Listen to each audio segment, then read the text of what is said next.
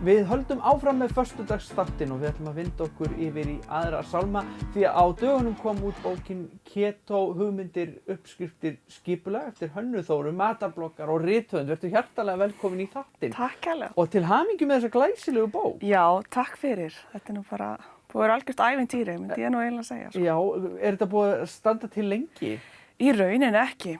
Ég var að fljúga, var flugfreyja eins og svo margir aðrir og það fór eins og það fór í fyrra, út af svolitlu. Þannig að ég fór að hugsa bara hvað langar mig að gera, hvaða draumar hafa svolítið setið á hakanum og svona draumaverkefni. Ég hef náttúrulega haft svolítið mikla ástríðu fyrir mat síðust árin og alltaf langað að gefa út uppskriftabók eða matreiðslubók. Já, og nú er það bara orðið að veruleika. Já, og það var eiginlega ekkert annað í stöðunni en bara vinda sér í þetta. Þarna hafði maður tímann og ástríðuna, þannig að maður bara skellti í bók og gaf hann út fyrir jólin. Frábært og þetta er sko náttúrulega margir sem hafa heyrt þetta hugtak keto, en það er kannski fólk hefur mikla þekking á hvað felst í því nákvæmlega. Já, það er alveg þannig, en ég held að fólk sé fara að rekast á að margt sé merkt keto og veitingastaðir eru með alls konar rétti og allt orðið merkt keto, en það sem felst í því er að þetta er náttúrulega sykur og hveitilaus lífstíl og þetta er glútenlaust í leiðinni en við erum raun og veru bara að sleppa ákveðnum kolvetnum, halda okkur á ákveðnum stað með það og margir uppskera mikla orku í staðinn og erum að nota aðrar afurðir heldur en það sem við vorum búin að borða. Já. Og þannig að svo merkilegt, þú leggur upp með það, þetta er náttúrulega, þetta er ekki kúr, þetta er lífstíl.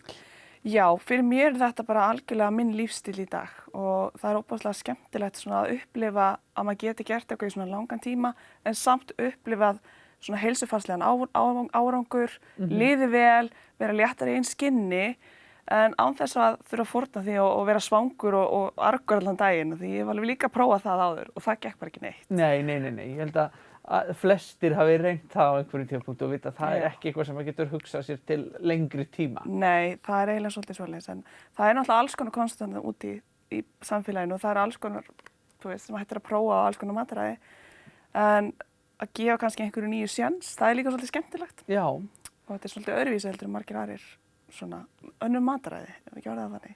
Jú. Og þessi bók, hún svona bara gefur manni svona grundvallar ráð til þess að byrja á að prófa. Já, ég myndi segja að þetta sé bara óbúslega góð svona grunnbiblía bara til að kynna sér máli betur og hvað snýst þetta mataræði og hvernig getum við byrjað, hvað er girnilegt, hvað erum við að nota í staðinn fyrir það sem við vorum áður að nota. Já.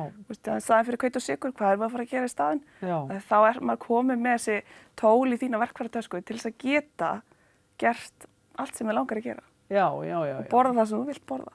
Einmitt, endanum snýst það það og bara að maður sé ekki að neita sér neitt, maður er bara að fara svona aðra leiðir. Maður er að fara aðra leiðir, finna smá svona út úr því, en það er náttúrulega til staðgenglar fyrir eiginlega allt. Já. Nema franskar. Já, þú veist, það er eiginlega svolítið svoleiðis. Já, er það eina sem þú saknar?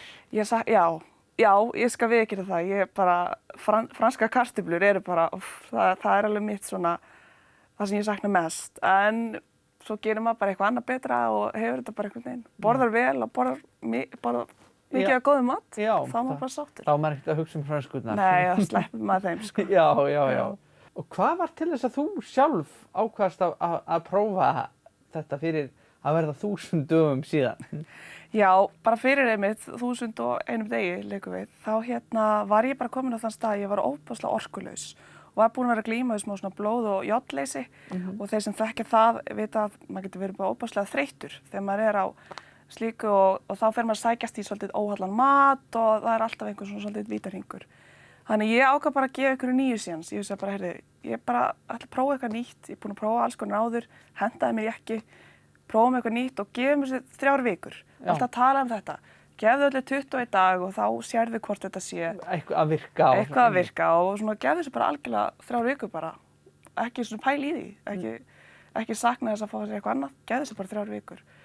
Og eftir 3 vikur þá var bara ekki aftur snúið. Þannig að fann ég bara mína hillu. Það hefur bara verið himinn og haf þannig á milli. Já, eiginlega og bara svo mikil velheppnaðar tilfinning.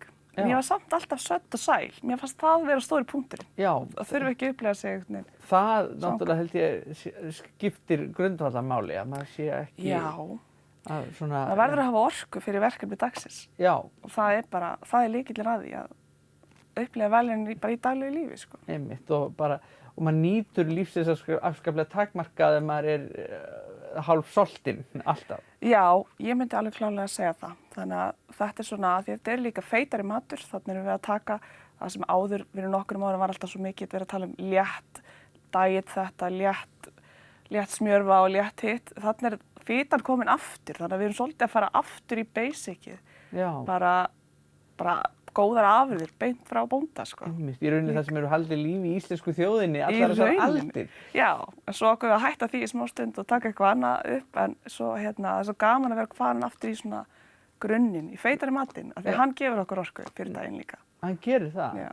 Og það er magnað að hugsa til þessa ferðalags að núna 1000 dögum seinna þá er þetta ekki bara búin að vera að lifa þessum lífstíl, heldur ertu búin að gefa út bók og ég veit ekki hvað. Já, ég er búin að vera að gefa út bók, ég er búin að vera aðstoða við Keto Company, sem er einmitt í Hagkaup á Akureyri. Þar erum við að gera alls konar gottri og baka alls konar vörur sem að fólk getur þá gripið, þannig að ef þú ert ekki meistar í eldhúsinu þá er lítið mál að grípa.